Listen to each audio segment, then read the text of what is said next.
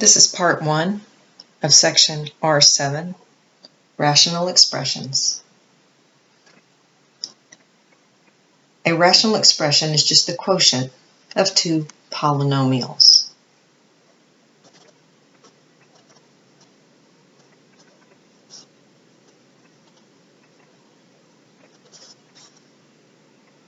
The numerator of a rational expression is the polynomial on top, and the denominator of a rational expression is the polynomial on the bottom. When the numerator and denominator of a rational expression contain no common factors except 1 and -1, we say that the rational expression is reduced to lowest terms.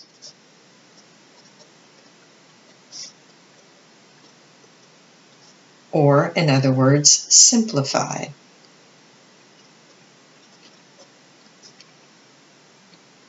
A rational expression is reduced to lowest terms by factoring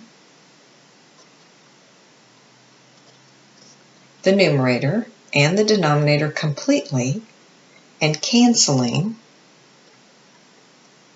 any common factors. So this should sound familiar because this is exactly what you do with fractions. And rational expressions are just fractions made up of polynomials. Example 1. Let's simplify or reduce rational expressions to their lowest terms. So we have a trinomial on the top in part A and a trinomial on the bottom.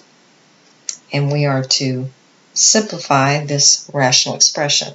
Now note, we're told that x cannot be -5, and there's a reason for that we'll talk about in a minute, but that's just letting us know that if x is -5, the denominator goes to 0, which is not allowed, and we'll talk about that.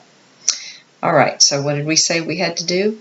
We need to reduce to lowest terms by factoring the numerator and denominator completely, and then canceling to lowest terms. So I'm taking this rational expression here and changing it to a factored rational expression.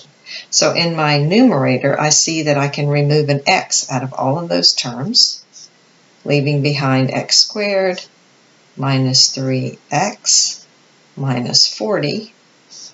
And on the bottom, factor this trinomial.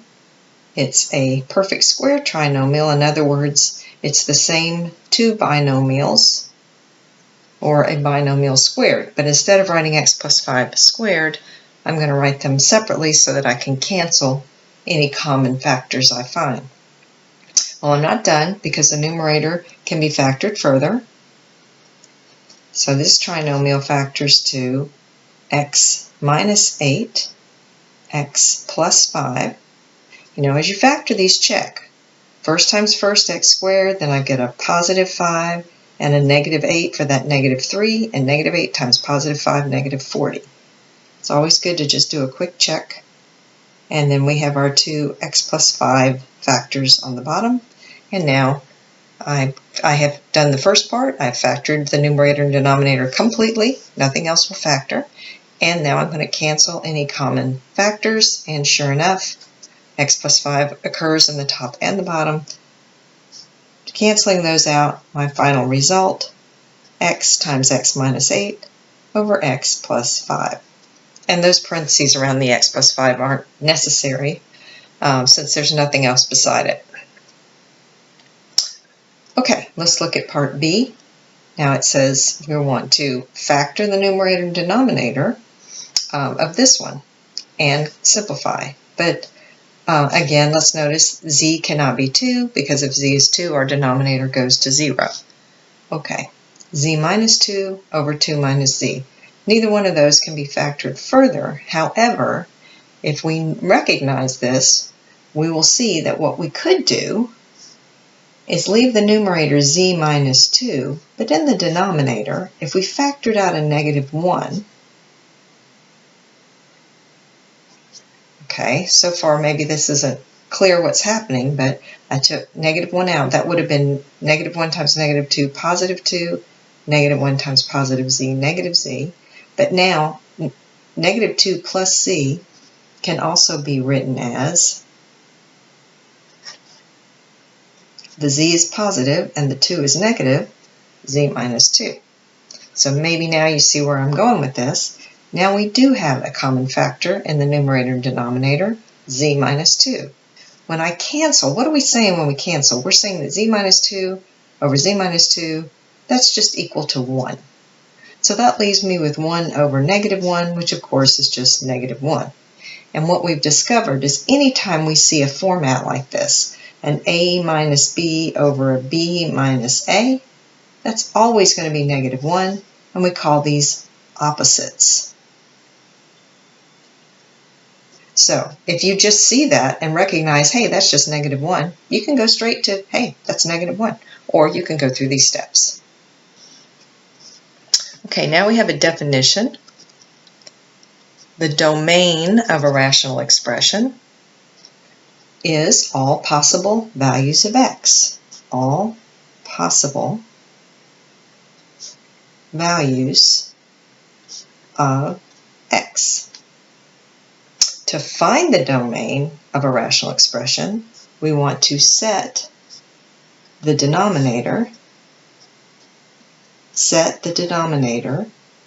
equal to 0 and solve. Then we will exclude from these results, the results from the domain. Because what we've done is we said, well, let's find out what makes our denominator 0, then that cannot be in our domain. And now let's go over exactly why that can't be in our domain, and that is our division involving 0. So let's first look at 0 divided by some number a. So as an example, let's do 0 divided by 3. Well, 0 divided by 3, that is equal to 0 because when we multiply 0 times 3, we should get 0, and we do. So 0 divided by some non-zero number a is 0. As long as a is not 0, that's true. Okay, but let's flip that around and let's say a divided by 0. Sorry, a divided by 0, right? Okay, so in other words, 3 divided by 0, that's equal to, well, I don't know. Let's call it x for now, because x times 0 equals 3. Well, what could we put in there for x? Nothing, right?